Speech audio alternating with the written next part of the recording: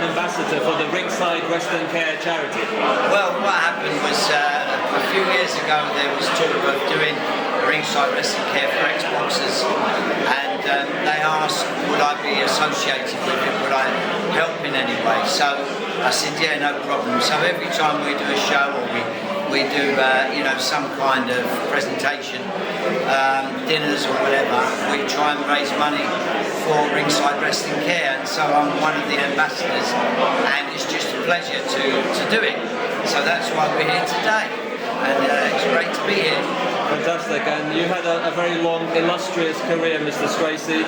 So just to know, what are the highlights from your career that you really enjoyed? Well, I think the highlights are winning everything I ever went in for as an amateur and professional. I boxed in the Olympic Games, though I never won the Olympic Games. It was a pleasure to box in them.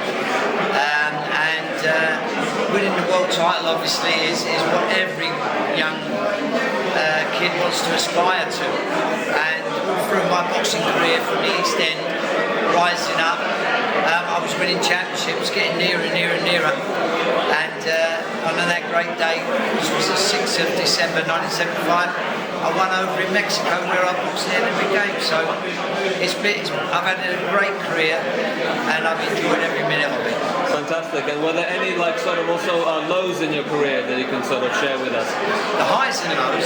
Yeah, the highs and the lows. Well, the highs are obviously winning the championships. I had 51 pro fights, I won 45. I lost 5, drew 1, won 45 inside, and 37 knockouts. So that's the great highlights.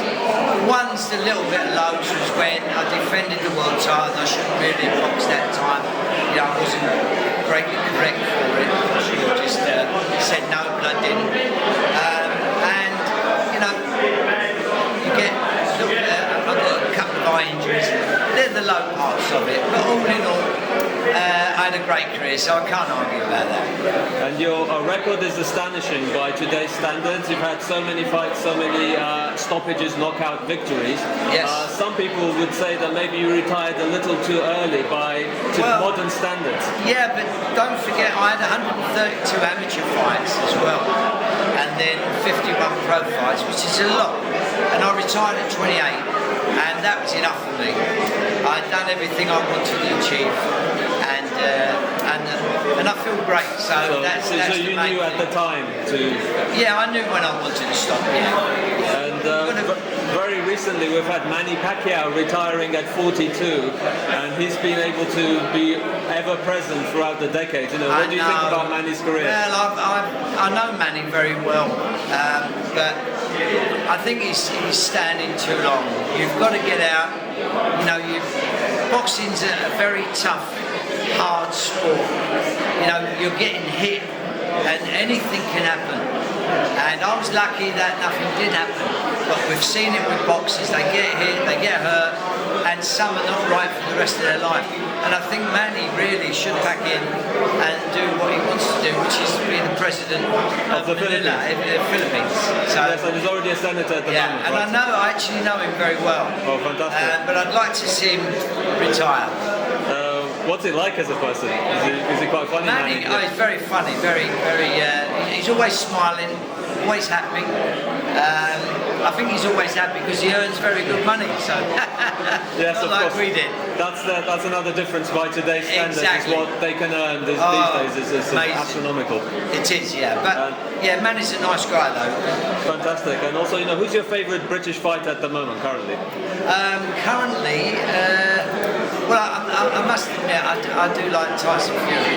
Okay, the Gypsy I King do himself. like I know Tyson very well, and he's always that little bit above everybody else. Just, you know, I know he's tall, but he's always just that little bit extra he can pull out, and that's why I like him. He's very skillful for a large... he's very skillful, and he's clever.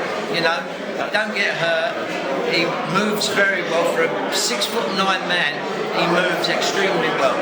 And, so one of my favourite fighters. Of course, and if he was to confront Anthony Joshua for the unified heavyweight championship, do you think he will be victorious? I think he'll beat Joshua. Yeah. So he's got Deontay Wilder to get past first, but then... Yeah, well, I think he knows all about Deontay Wilder. He's had two... He's had two two, and I think he'll win a third one as well. I can't see him doing anything. I think it'll probably be hard, but he'll win, and then I think he'll beat Joshua quite well. So you believe he'll become the undisputed heavyweight champion? Yeah, I think he will. Yeah. Fantastic. And just anything, Mr. Stracey, to add to our audience? Anything you'd like to say, to the fans? Well, keep supporting boxing. Really, it's wonderful sport, and it's something that I enjoyed right from when I was a little boy. So. Fantastic. Keep punching, as we say. Thank you very much, Mr. John H. My Stracey, pleasure. the legend. Thank you, sir. Cheers. Cheers. Thank you. Bye-bye.